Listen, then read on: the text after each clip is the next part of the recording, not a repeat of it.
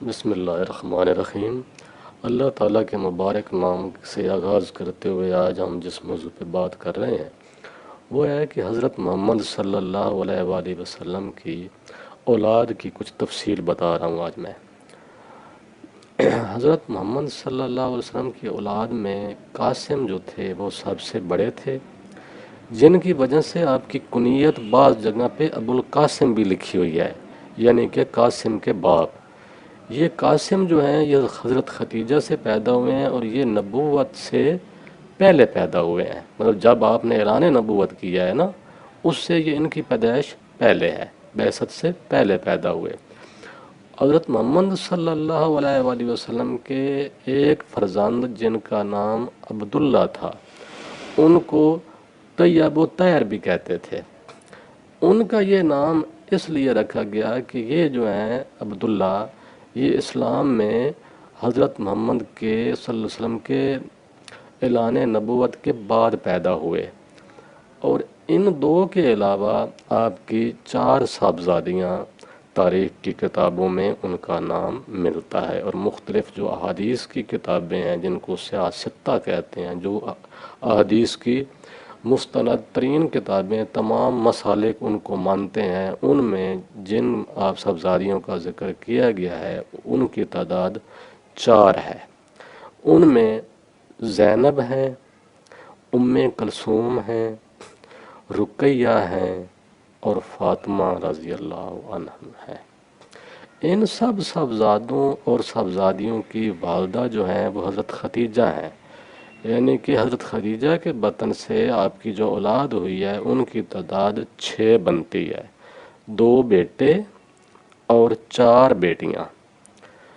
آپ کے جو ایک فرزند ابراہیم بھی، ان کا نام بھی تاریخ کی کتابوں میں ملتا ہے۔ ہاں، یہاں میں آپ کو یہ بھی واضح کر دوں کہ آپ کی جو پہلی بیوی ہیں ان کا نام ہے حضرت ختیجہ۔ اس کے بعد باقی جو آپ کے مختلف عورتوں سے نکاح ہے، ان میں سے میں صرف ان کا ذکر کر رہا ہوں جن کے بطن سے اولاد پیدا ہوئی ہے، وہ صرف 2 ہیں، ایک حضرت ختیجہ اور دوسری ہے ماریہ قبطیہ۔ ان 2 سے صرف آپ کی اولاد ہوئی ہے، باقی جتنی بھی ازواج تھیں ان میں سے آپ کی کسی اولاد کا تاریخ کی کسی کتاب میں کوئی ذکر نہیں ملتا۔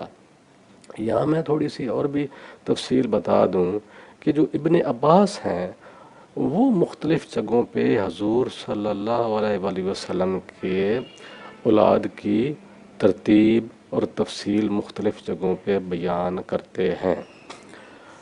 وہ ان کا فرمان ہے، یعنی ابن عباس روایت کرتے ہیں کہ رسول اللہ صلی اللہ علیہ وسلم کے سب سے جو بڑی اولاد ہے، پہلی اولاد، ان کا نام تھا قاسم۔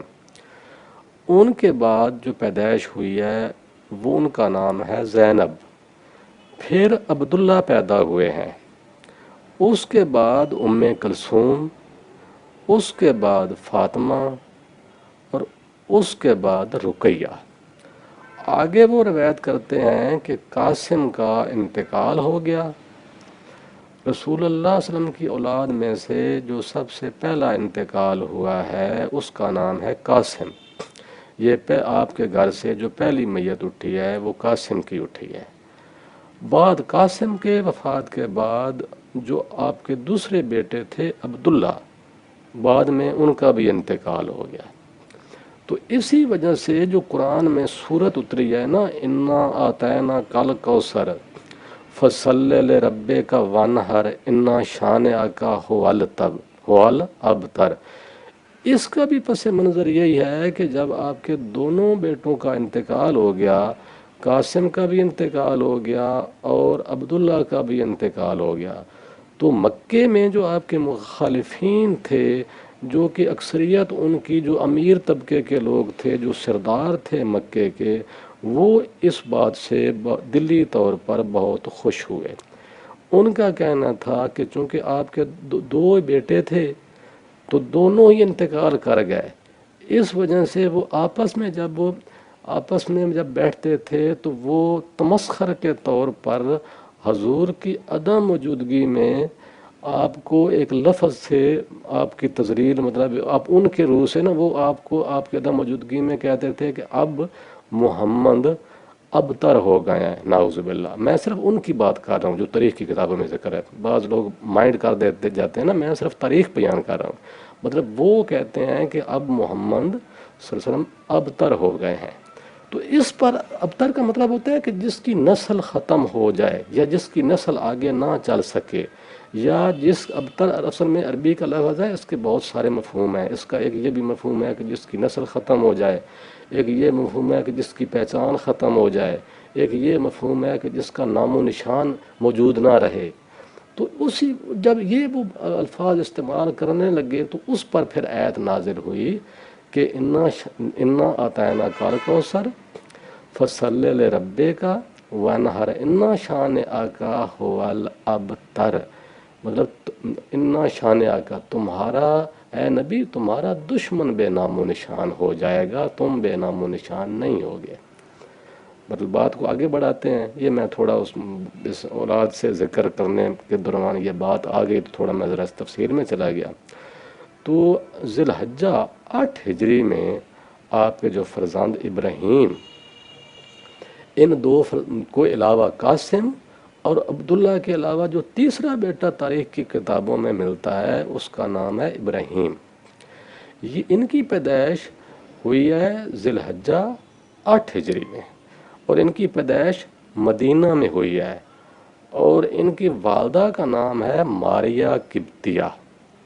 یہ ماریہ کے بطن سے پیدا ہوئے ہیں، اور ان کی صرف جو تاریخ کی کتابوں میں زندگی ذکر درج ہے وہ صرف 18 مہینے یہ زندہ رہے ہیں۔ 18 مہینے کے بعد یعنی 1.5 سال بعد آپ کے جو یہ بیٹے ابراہیم ہیں وہ بھی فوت ہو گئے۔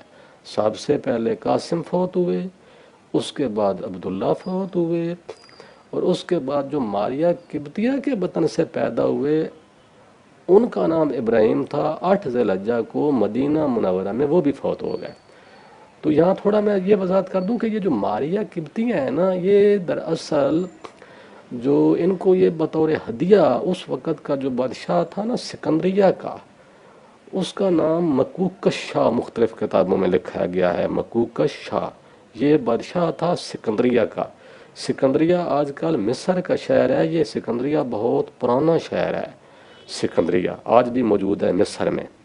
تو مختلف دور میں مختلف ممالک کی حدود بڑھتی رہتی تھی، کبھی کسی نے کب قبضہ، کبھی کسی کا قبضہ۔ تو بہرحال یہ اس بندے نے ماریہ قبطیہ کو آپ کے ہاں ایز اے ہدیہ بھیجا تھا، اور اس کے بعد آپ نے ماریہ قبطیہ سے نکاح کیا تھا۔ تو ان کے بطن سے صرف ایک ہی بیٹا پیدا ہوا جو کہ ابراہیم تھے، اور وہ بھی وفات پا گئے۔ تو مختلف روایت یہ بھی ہیں کہ جو حضور کی کو در مختلف تکالیف ہوئی ہیں، وہ 28 صفر کو آپ کی طبیعت کو جو ہے نا وہ اس میں بگاڑ شروع ہوا تھا، 28 صفر، اور غالباً سوار منگل کی بات ہے۔ تو بہرحال یہ باقی باتیں تو پھر وہ مطلب میرا مقصد یہ ہے کہ میں صرف اس ویڈیو میں بات کو محدود کر رہا ہوں کہ میں صرف آپ کے جو اولاد ہیں ان کا ذکر کر رہا تو اس کی تفصیل یہی ہے۔ آخر دعوانا